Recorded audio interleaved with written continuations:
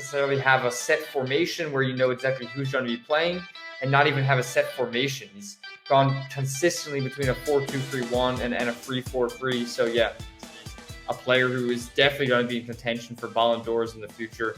Already such a key plug in an ultra talented Bayern setup. I mean, that feels like a fixture that Germany can really stumble against. And yeah, like you said, this is not going to be an easy group for the Germans, no matter what. After 15 years under Joachim Low, die Mannschaft come into this tournament with a young, new, exciting manager, as well as a young, new, exciting team. After disappointing tournaments in recent history, they'll be looking to make their mark once again. Alongside Spain, Costa Rica, and Japan, this group could prove harder than it first looks. But here to talk all things Germany with me is Adam Kahn, German football consultant and founder of the German Football Newsletter. Welcome to the show, Adam. How are you today, and where are you calling us from? Yeah, it's a pleasure to be here. I'm calling you guys from Cologne, Germany, so I'm right in the thick of the action. And yeah, it's just a real pleasure to be on the podcast and to get to talk about the German national team.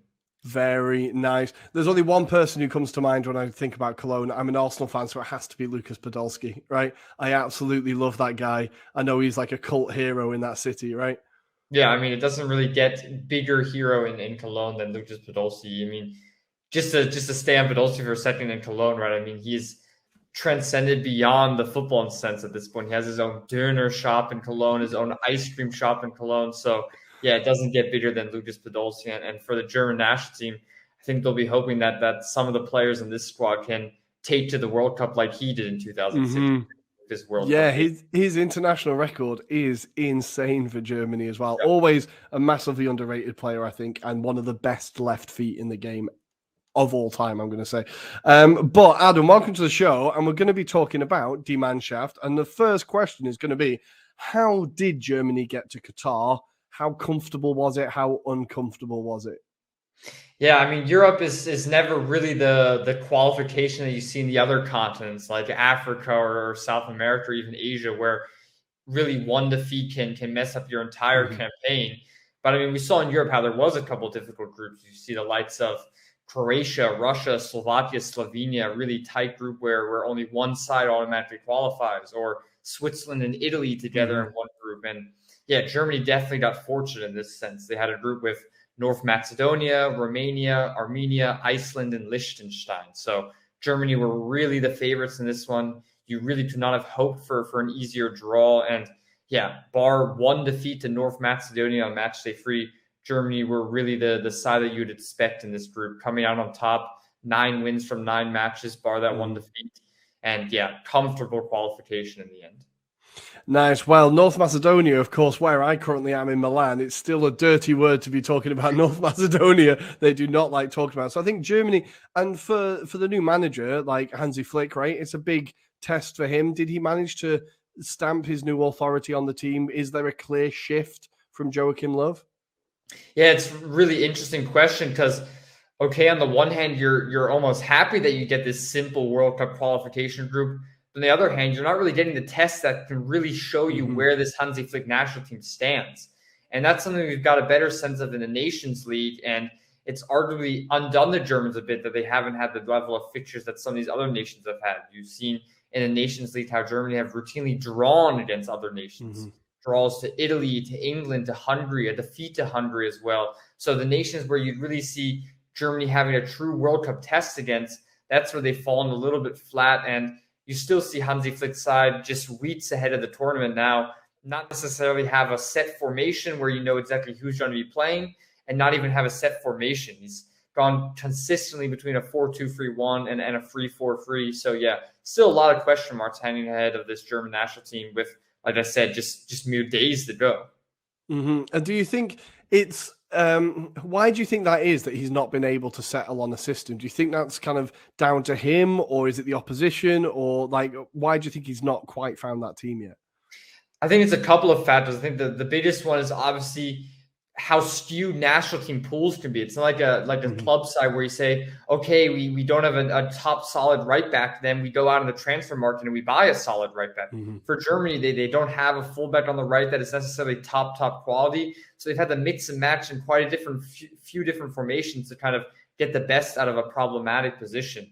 And we've seen someone like Jonas Hofmann, for example, who's an attacking midfielder, right winger. He's played at right back in a 3-4-3, almost in an attacking wing back role. We've also seen center backs like Thilo Kehrer or Matthias Ginter play that position in more of a back four. So yeah, there's just these question marks that can't really be answered in national team football as easily as in club football. And that's definitely provided headaches for Hansi Flick ahead of the tournament. And do you think, if we move on to Hansi Flick and talk about him, do you think that like the media in Germany, are they talking positively about him? Do they feel optimistic with him in charge? Do you think, like, because obviously Joachim Low was there for a very long time, right? That's a whole legacy. Like, how are the German people feeling about Hansi Flick? Yeah, I mean, you mentioned obviously the 15 years of Jürgen Löw, but I mean, it's even longer than that. Jürgen Löw was the assistant for Jürgen Klinsmann at the 2006 World Cup. So in all, he's been part of this dugout for 17 years in the German national team. So you almost have the sense that any breath of fresh air would have done this team good. And there really is no better option than Hansi Flick when he came in. He was just a year removed from winning the treble at FC Bayern, and he has a really impressive DFB past. He was Jürgen Löw's assistant for almost the entire time through the 2014 World Cup, where they, of course, won the title.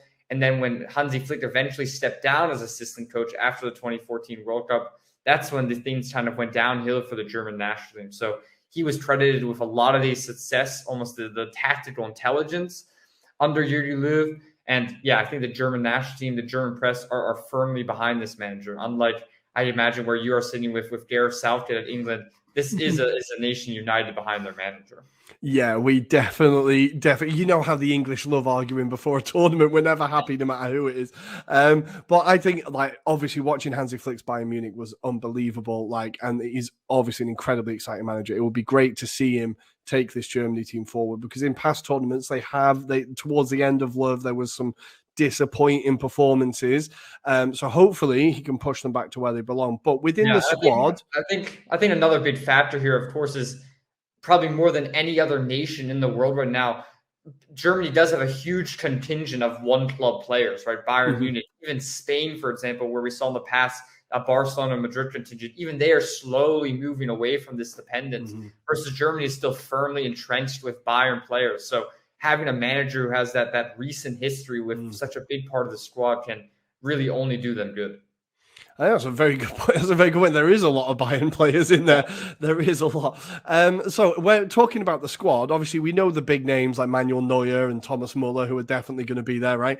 But who are the players that we should be looking out for that you think, for our listeners and viewers who maybe don't watch Bundesliga that much, who are the players that we should be keeping an eye out for this tournament? Yeah, it's definitely a younger German national team than years past. You see guys like Toni Kroos, who is retired. Mats Hummels is unlikely to be part of the final squad. And Jerome Boateng, of course, hasn't been called up in recent camps. So, yeah, it's definitely a new-look squad. And I think the young players are kind of going to be the stars. And it's hard to look past someone like Jamal Musiala in this sense. He's a player who is definitely going to be in contention for Ballon d'Ors in the future. Already such a key clog in an ultra-talented Bayern setup. I mean, he's their top scorer at the time of recording. And this is a player who's just 19 years old. So, yeah, that's a top talent. And when we look at this German squad, and there's not necessarily a number 9 who can really be relied on for goals. Timo Werner isn't that. Kai Havertz doesn't really look himself in the number 9 position. And beyond that, there's really lower mid-table Bundesliga talent. So goals will need to come from somewhere. And Jamal Musiala is definitely a player capable of that.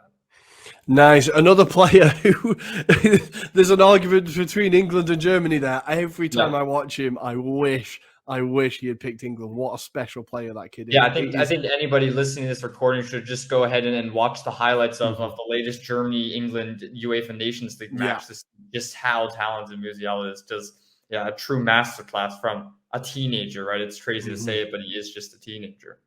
It is crazy. And also players like Makoko could be called up, right? Another crazy, exciting player from Dortmund. What can we expect from him? Yeah, I mean, we mentioned the fact that Germany really are not settled on a number 9, and the fact that isn't a position that they have really locked up has opened the door for a guy like Yusuf Moukoko, and he's really taking his minutes in Dortmund this season. Anthony Modeste was obviously a big signing there, or of course before him, Sebastian Haller, who unfortunately is now out for the foreseeable future. And Modeste didn't necessarily take up the goal scoring burden, so Moukoko got his chance, and he's definitely taken that. And just like Musiala, he's not necessarily as fine-tuned as Musiala. He's a bit more erratic, a bit more raw in his technique and ability. But it's almost exactly what you want in a center forward: this unpredictability, this propensity to just pop up in random spaces in the field, take shots from angles you think are crazy, but that potentially catch the goalkeeper out. So yeah, I think Moukoko, like some of these other forwards that are going under the radar in Germany, could just be an X factor for the final 10, 20 minutes in a Germany match at the World Cup. Very nice. It's an exciting young squad. It feels like a while since we've been able to say that for Germany with that guard of the players that did so well. But we're going to talk about how you feel about the tournament. Now, obviously, I said in your group, you've got Spain, Costa Rica, and Japan. That's a pretty tough group. I think there's no easy games there. Yeah, I mean, not even, I think Spain is obviously the one that catches headlines, but I think Japan is a side that can really trouble Germany. It's a fast side. It's an extremely technical side. It's one that's also a bit older and more sworn together than the German national team. So that feels like a fixture that Germany can really stumble against. And yeah, like you said, this is not going to be an easy group for the Germans, no matter which way you put it. And so what do you think would constitute a successful tournament for Germany? What do you think the minimum really is for Hansi Flick? Yeah, I think it's good to kind of correlate this to the 2010 World Cup when Jogi Löw took over his first World Championship. You again had a very young squad that was transitioned away from an older generation, the likes of 2002, 2006 generation. Now you had this younger one with Mesut Özil, Sami Khedira, Jerome Boateng, Hummels, this new generation coming in that would ultimately go on and win the World Championship 4 years later. So I think that's how Germany is viewing it. I don't think they're going into this and saying that we're not going to compete for the title, because this is ultimately still the German national team. When they go into a major tournament, they try and compete for titles. But I think that anything, a semifinal, for example, would be constituted as a success. I think that you'd want to compete for these top two spots in the group, and making it out of the group is a must, despite the stark competition.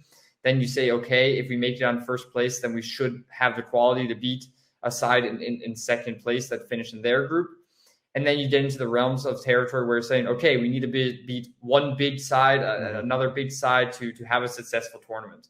And I don't necessarily think it would be a disaster if they then bow out to France, Argentina, Brazil, right? Your real title favorites. But I think to say a successful tournament is to beat one of those sides. Very nice. I like it. I like it. So now it's time to get your bold predictions for the World Cup. Okay, so how you think it's going to go. So the first one is, which team do you think will be lifting the trophy come end of November? Yeah, I don't think I'm the only one having this, but I do think it will be Brazil. I think that you just looked at the caliber of talent, also the age bracket that they're in. You see a lot of players entering their prime and in sparkling form for their club side. So yeah, I do think that a lot of things speak in Brazil's favor, but hey, I'd be more than happy to see Germany kick them out again in the semifinals in similar fashion to 2014.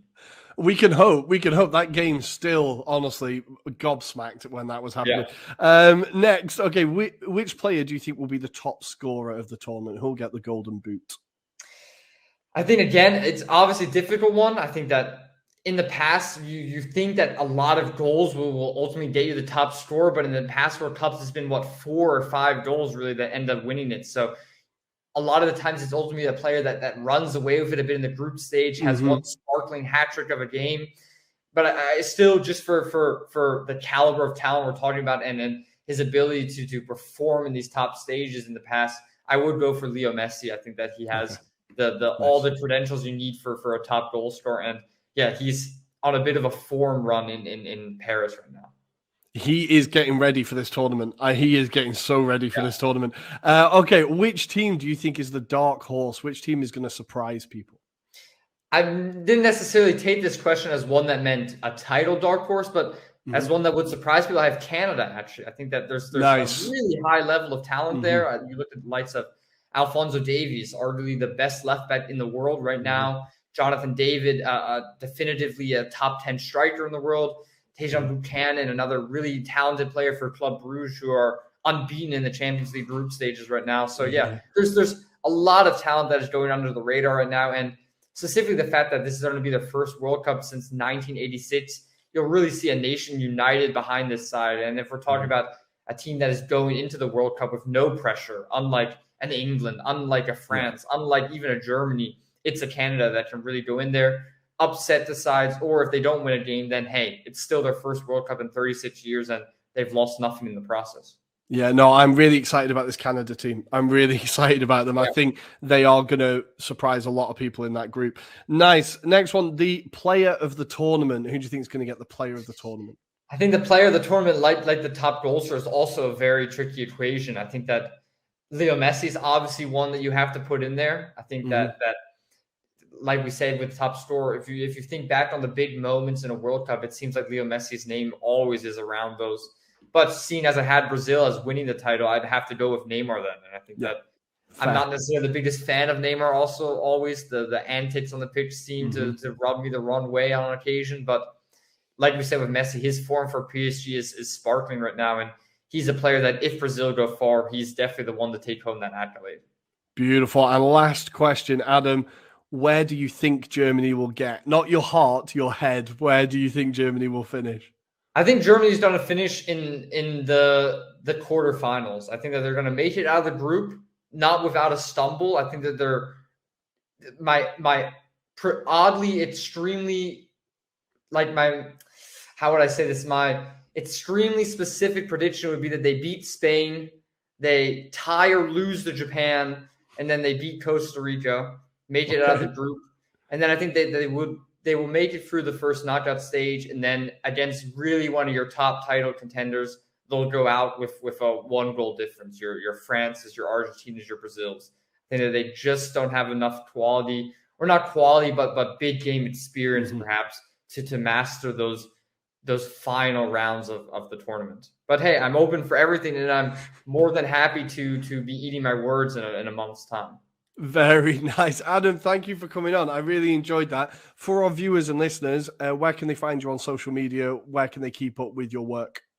Yeah, you can find me on Twitter at @AdamKhan, or for most of my work, I do a lot of German football content, like Rory mentioned at the beginning.